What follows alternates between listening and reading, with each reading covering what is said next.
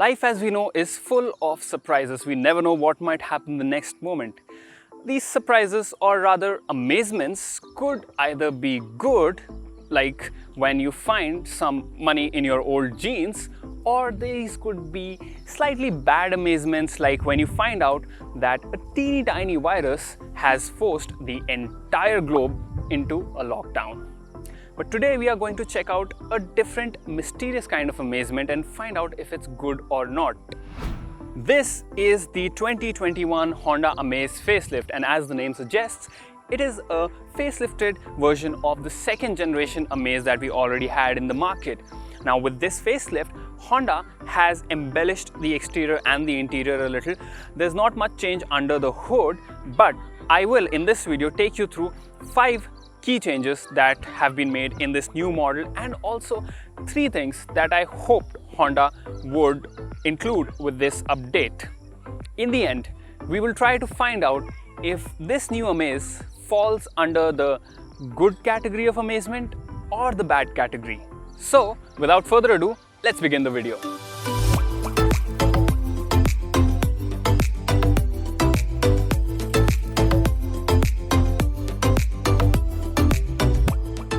The first, rather bright and glaring change in this new Amaze comes in the form of an LED setup for the headlamps, tail lamps, fog lamps, everything.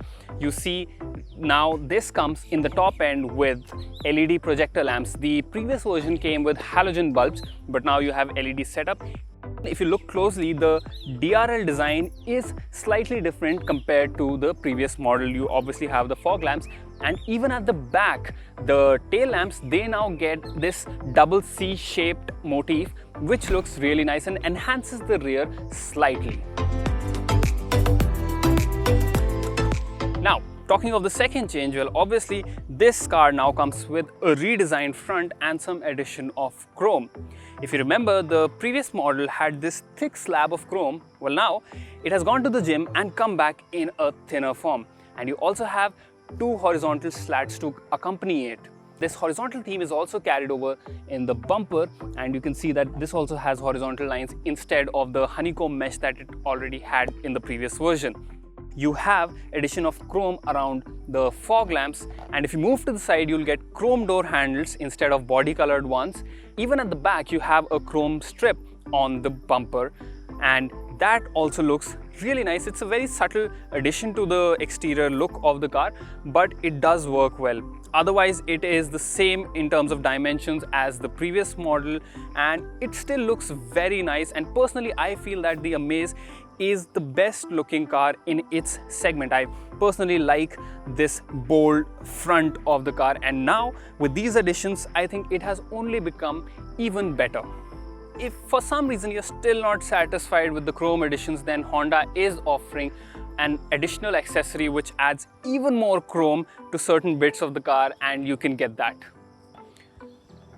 Now, coming to the third change, while this top-end model still comes with 175 by 65 R15 tires, but now those tires are wrapped around this newly designed alloy wheel. You can see that it has got a new design. It's a diamond cut alloy, and the design will probably remind you of this car's elder sibling. I think that this is a fresh design. It's better than the one that was there before. That was also good, but this is again a step ahead of that.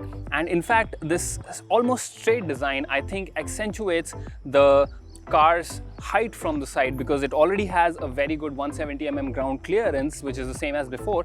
But now with this new design of the alloy wheels, I think it sort of gives it the illusion of being taller than it actually is. The addition of chrome has also made its way inside the cabin, and now you will see that on the dashboard, the door panel, and around the gear stick, you will see these chrome and silver accents. Now earlier these used to be piano black, and now we can see that it is visually different. This can be a good or a bad change depending on your preferences, because this is a design matter and design is subjective. So you do let us know in the comments if you like these new accents or if you prefer the piano black ones. But I will say one thing for sure, that piano black surfaces do attract a lot of fingerprints. So in that regard, I think this is slightly better than before. But yes, if you do want piano black in your car, then you do get these glossy finishes around the touchscreen display, and since this is the CVT variant, you do get it around this panel around the gear stick. And now we'll come to the fifth and final change that Honda has made in this new Amaze, and that is the addition of these lights for the front. You used to get the central lights in the previous model as well, but now you have these as well, and I think that's a very neat, a tiny but a neat addition to the cabin of the Honda Amaze. Apart from this, it's all pretty much familiar. The dashboard looks exactly the same. You get the same semi-digital instrument cluster, which still looks good. The 7-inch touchscreen infotainment system is nice and smooth to use. It gets Android Auto and Apple CarPlay connectivity. You have USB outlets. You have decent amount of storage spaces as well. Even the seats are pretty nice. I am 6 feet tall, by the way, and I have plenty of headroom and space to stretch out my legs. Also, the bolstering on the seats is good. It's neither too soft or too hard, and taking this car on long journeys will not be a problem, as you will be comfortable in them. And now let's talk about the 3 things that I wished Honda would have improved or included with this facelift, but sadly they did not. And the top thing on that list are these, the fixed head restraints. Now, this I feel is something that people require, especially tall people like me. As I mentioned, I'm 6 feet tall, and you can see that this does not exactly do it for me. So this is a very basic thing which I think Honda could have added to this new model, and sadly they missed out on it. Apart from that, you do obviously have a lot of space. Yes, you miss out on rear AC vents, but I think the front vents are good enough to cool the entire cabin. But this, I think it's a tiny addition, and Honda could have easily given it to us in this new model. The second thing that I wished Honda would have added in this facelift is a cooled glove box. Sadly, you still do not get it, and that can be a good addition, especially when you have some beverages with you and ones that you would like to keep cold. Honda could have also taken this opportunity to increase the quality and resolution of the reverse parking camera. Again, not saying that it does not work, but since this is a facelift, it was an opportunity for Honda to improve on certain things, and this is another thing that I think Honda could have done a better job on.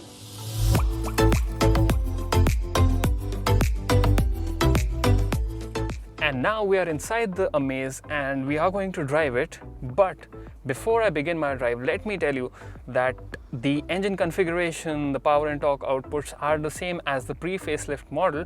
So if you've seen our review of that vehicle, then you pretty much know what is about to come. Having said that, if you want a brief recap, then let's go for a drive. Now, I am driving the 1.2 liter petrol engine. This is the iVTEC motor, the same as the one that was found in the previous model. And the specific version that I'm driving right now comes with a CVT gearbox. You can also have this engine with a 5-speed manual. Talking about the power and torque figures, well, you get around 88 horsepower with this engine and 110 Newton meters of torque. So the same as before. The other engine that you get in this car is the 1.5 liter diesel engine, and that again comes with the option of either a 5-speed manual or a CVT. When paired to the CVT, the diesel engine produces about 79 horsepower and 160 Newton meters of torque. But if you get it with the manual transmission, the power and torque output go up. Then you get close to 100 horsepower and 200 Newton meters of torque. Talking a little more about this engine, well, it's a decently refined engine, and it's not going to give you any kind of problem in terms of being too noisy or too vibey. The CVT gearbox as well is good to use, especially if you want something for city traffic use. It's nice and relaxed. The gears aren't too jerky. Yes, because it's a CVT, you have the rubber banding effect. But like I said, if you want it for traffic usage, then this is pretty much a great gearbox and the one that you should go for. There is a sport mode which does, kick things up a notch, and you also have these lovely paddle shifts, and thank God for that, because this is quite a good addition in the Amaze package. But still, I would say that in the low and mid range, yes, this car performs well, but as you go higher and higher, it sort of becomes lazier and lazier. So overtakes at lower speed might be easier, but not at high speeds. And if you want to know more about the kind of mileage that you can expect from this vehicle, then you can watch our long-term review of the pre-facelift Amaze. And like I said, since the engine, gearbox, everything is the same, so you will find a similar result with this vehicle. In terms of comfort, in terms of being a family car, again, this is a good option because the suspension has been tuned nicely. It's not too jumpy or too harsh. It soaks in the smaller bumps really nicely, and we even went over a rather big speed breaker and the car went over it nicely thanks to, once again, the 170mm ground clearance. It cleared it easily as well. The steering wheel, however, is not that family friendly, I would say. If you're an enthusiast, you might like it, but if you want a nice and relaxed car, then the steering wheel might feel a little heavy at slow speeds, but as you gain speed, it becomes a little lighter and more manageable. But that is the thing that you have to consider. If you want a light steering wheel, this is probably not the car for you. And now let's drive the diesel variant of the Amaze for a little while and talk about how it performs and how it feels. Well, if you jump from the petrol to the diesel immediately, then there will be two things that you'll notice. The first one is that obviously because it's a diesel engine, there's a lot more noise inside the cabin. However, if you're cruising around at about 1500 RPM, then it won't be a big problem. But yes, compared to a petrol engine, diesels are generally more noisy. But it's not something too bad. If you have been driving diesel vehicles, then this is nothing new to you. This is something which is there in almost every diesel vehicle. The second thing that you'll notice, and this is something that you'll enjoy a lot more than the noise, is the increase in power and torque. This one definitely feels more powerful, more punchy than the petrol motor. And it's really after 2000 RPM that this engine starts to sing, and you can easily reach speeds above 80 kmph and cruise at triple digit speeds in the diesel variant without any fuss. And when talking about city driving, well, the third gear will be your friend as it has a good range. It can go up till 70 kmph easily, and even if you're going at a speed of say about 30 odd kilometers an hour, you don't have to shift down. The car will not stall and it can easily do that speed. Talking about the gearbox, well, I am driving the 5-speed manual version of the diesel, and I must say that I like this gearbox. It is nice to shift, it is smooth, and the throws aren't too long either. Yes, the clutch on the diesel is heavier and you will feel that, but it is not too heavy, and I feel that once you drive this for a long while, you will get used to the weight of the clutch.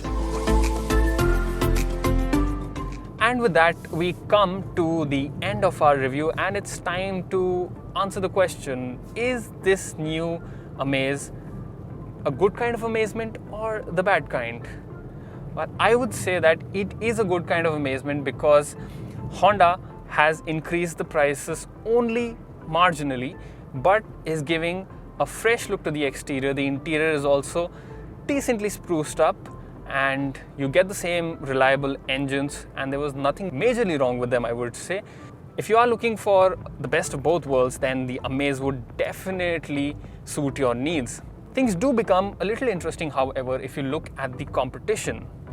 Yes, if you look at the starting price, this does not have the lowest starting price, but then if you want a feature-loaded car, you would go for the higher-end variants, and it is then when things sort of level up a little. Yes, the diesel variant is higher than the rest of the competition, but then it's also a bigger and more powerful diesel engine as well. So you have to consider that. A look at a proper analysis between the new Amaze and its competitors, well, that will have to wait for another time.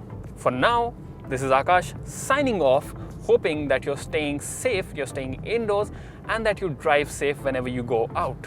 Until the next time, bye-bye.